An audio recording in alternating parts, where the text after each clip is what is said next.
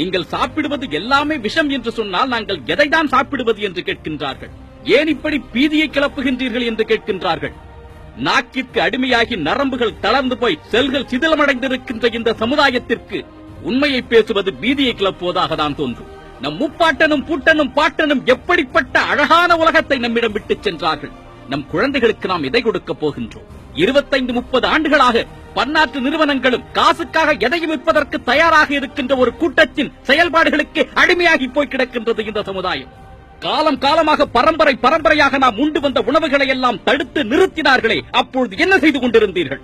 கடலை எண்ணெய் உபயோகப்படுத்தாதீர்கள், நல்லெண்ணெய் உபயோகப்படுத்தாதீர்கள், தேங்காய் எண்ணெயை உபயோகப்படுத்தாதீர்கள் என்று கூறி கூறி உங்கள் அறிவை மழுங்கச் செய்து ரீஃபைண்ட் ஆயில் என்ற ஒன்றை கொண்டு வந்தார்களே.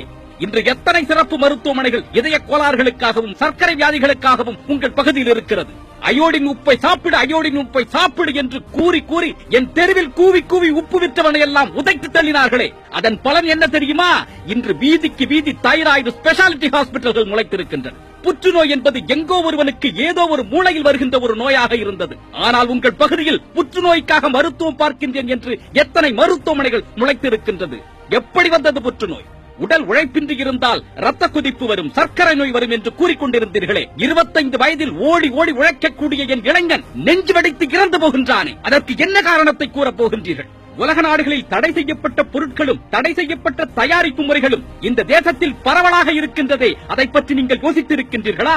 காலையில் எழுந்து பல் துவக்குவது தொடங்கி இரவு தூங்குவதற்கு முன்பு கொசுவிரட்டியை பயன்படுத்துவது வரை இன்று நாம் பயன்படுத்திக் கொண்டிருக்கும் அத்தனையும் விஷம்தான். நீங்கள் எந்த பொருளை வேண்டுமானாலும் பயன்படுத்துங்கள், ஆனால் அது எந்த மூலப்பொருளை கொண்டு தயாரிக்கப்பட்டிருக்கிறது, அதன் உள்ளீடுகள் எப்படிப்பட்டவை என்று ஆராய்ந்து அதன் பிறகு அதை பயன்படுத்துங்கள்.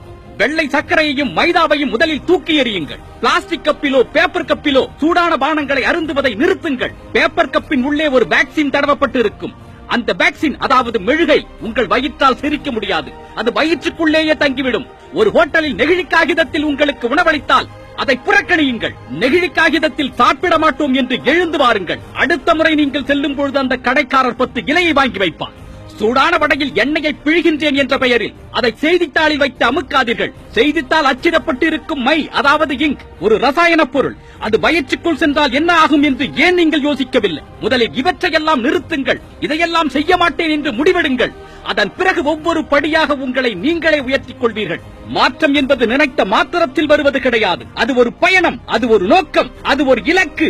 உங்கள் இலக்கை அடைவதற்கு, உங்கள் பயணத்தை தொடர்வதற்கு உங்கள் முதலடியை எடுத்து வையுங்கள். இத்தனை காலம் இருண்ட விழிகளை என்ற வரையில் திறந்து பார்த்து சுயத்தை என்றே மீட்டெடுப்பதற்கு ஒவ்வொருவரும் உங்கள் முதலடியை எடுத்து வையுங்கள். அன்பு கொண்ட அறத்தமிழனாய் ஒன்றிணைந்திடுங்கள்.